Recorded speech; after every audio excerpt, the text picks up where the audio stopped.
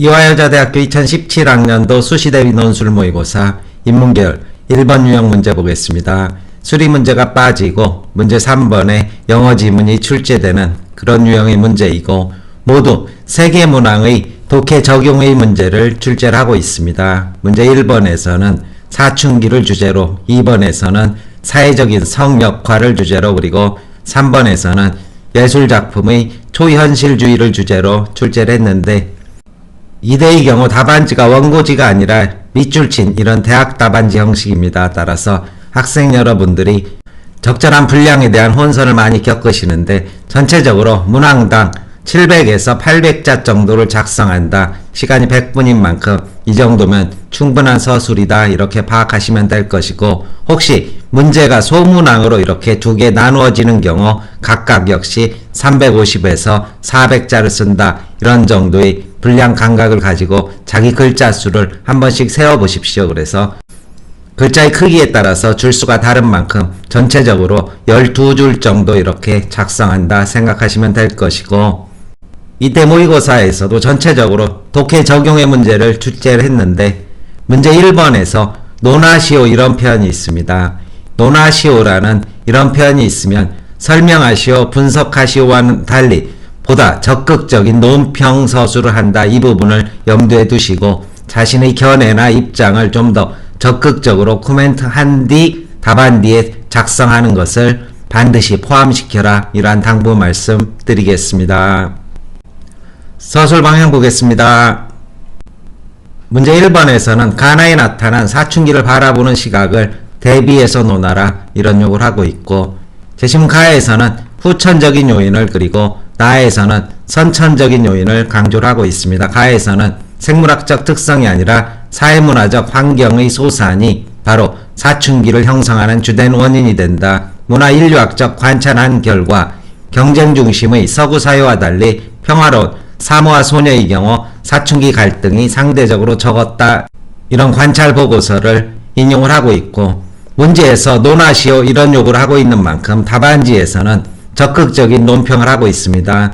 68명 소녀에 대한 조사는 일반화의 어려움이 있다. 왜? 표본이 너무 적기 때문이고 1925년에 이루어진 이례적인 연구 결과로 현재성과 그리고 지속성에 있어서 미지수가 된다. 이러한 식의 코멘트를 토대로 해서 이제 제시문 나에서는 선천적인 요소를 강조하고 있는데 여기에 점차 무게중심을 두면서 견해로 이렇게 확장되는 답안지를 선을 보이고 있습니다.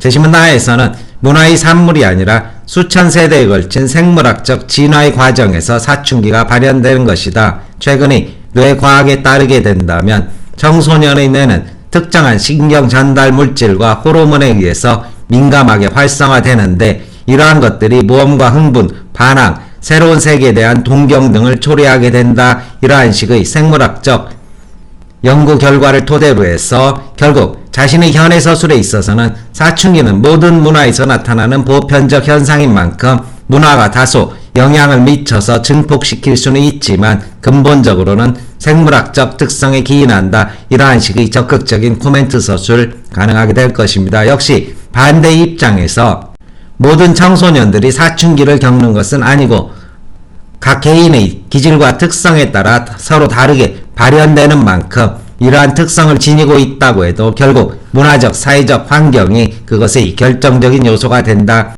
이러한 식의 입장 전개도 물론 가능하게 될 것입니다.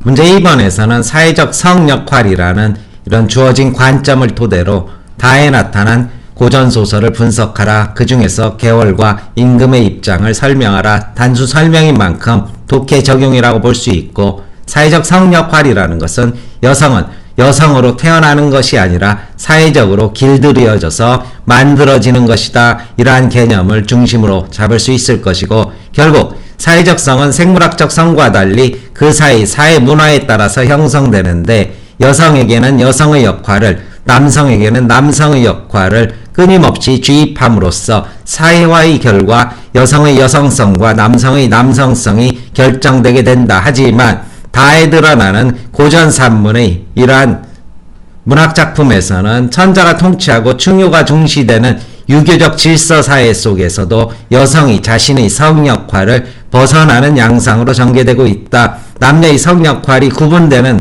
유교적 실서 사회에서 여성은 공적 영역 진출을 원천적으로 금지당하게 되고, 따라서 계월이 사회적 공직에 진출한다는 것은 실질적으로 불가능하게 된다. 그럼에도 대장군으로 승진해서 남성을 자신의 부관으로 이렇게 다스리는 그런 모습을 훈계월전에서 보여주고 있는데, 이러한 계월과 이 계월을 기용한 임금의 공통점은 사회적 성에 대한 인식을 초월하고 있다. 계월은 남장을 하고 공직에 진출했고, 임금은 여성임을 고백한 계월에게 공적 지위를 그대로 유지시키고 있다. 하지만 여기에 대해서 간단한 차이점을 서술하는 것이 답안지가 보다 입체적으로 보일 것입니다. 계월의 경우 부모의 행방을 찾기 원한다는 개인적 필요에 따라서 사회적 성을 초월했지만, 임금은 계월의 능력에 주목함으로써 통치의 필요성에 따라서 계월을 등용하는 그러한 사회적 성의 극복 양상을 보여준다. 이러한 식의 분석 서술 해주시면 될 것입니다.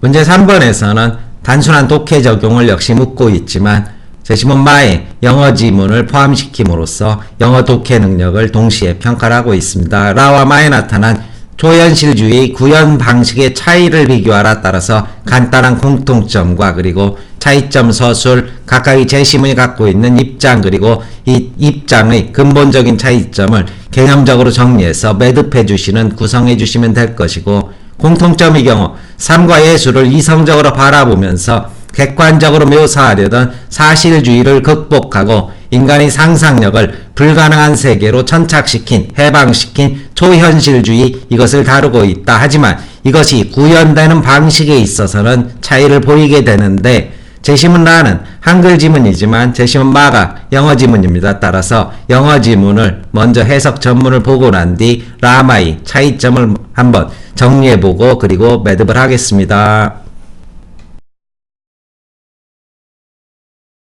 해석 전문입니다. 르네 마그리트는 관습을 벗어난 사고방식과 이미지로 유명한 초현실주의 화가다.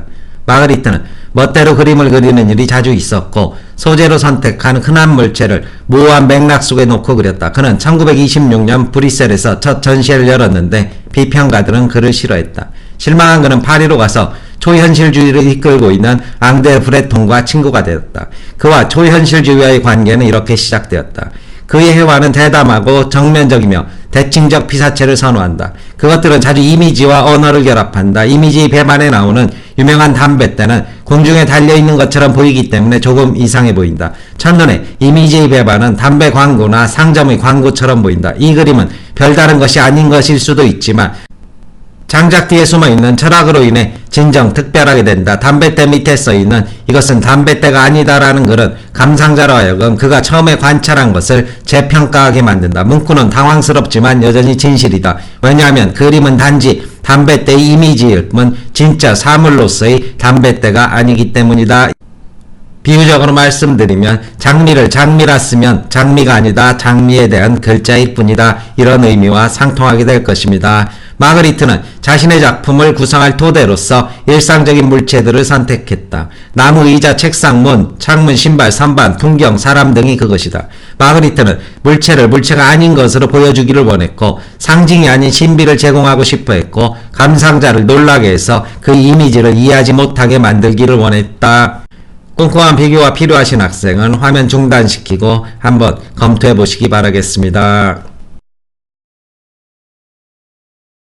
이제 구현하는 방식에 있어서 라와 마의 차이점은, 라에서는 자동 기술법을 제안함으로써 순간순간 우연하게 생겨난 이미지를 표현한다. 현실에 의해서 가린 삶의 심연과 무의식 세계를 표출하기 위해서 프로타주, 콜라주 같은 기법을 사용해서 이성의 영향이 배제된 상태에서 우연하게 자발적으로 나타나는 형태를 작품화하고 있다면, 제시문 마의 영어 지문에서는 철저히 우연성이 아니라 의도성, 즉 작가의 의도성이 개입하게 되는데, 주변 사물을 일상적인 배경에서 분리, 연관성이 없는 공간에서 신비로움을 제시하고, 이것은 파이프가 아니다와 같은 그러한 작품에서는 눈에 보이는 것에 대한 의문을 제기하도록 의도적으로 이러한 작품 속에 철학을 포함시키고 있다. 따라서 두 작품은 두 사람의 작품 세계는 공통적으로 인간의 상상력을 해방시켜 불가능한 세계를 창조하려 했다면 라에서는 우연적인 이미지로 무의식의 세계를 표현하려 했고 많은 의도적인 사물의 비현실적 배치를 통해서 현실의 사물을 통해서 초현실주의를 구현하는 이러한 심리적 충격이 주된 작품의 전개 방법이다. 이렇게 정리 매듭 서술 할 수 있을 것입니다.